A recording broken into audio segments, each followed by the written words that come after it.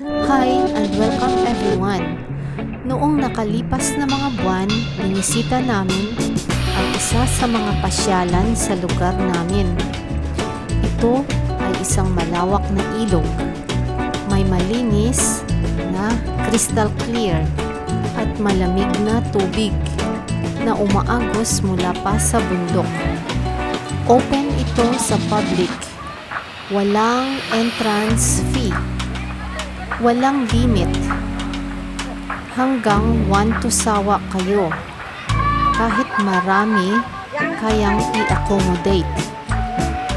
Nag-capture ako ng slow motion photos to save the precious moments and the view of the nature and the sparkling splashes ng umaagos na ilog. Tara, silipin natin ang slow motion photos na na-capture. Stay tuned everyone until the end. Please click the subscribe and the like button. Any comments or reactions are welcome. Thank you and God bless you all. Bye.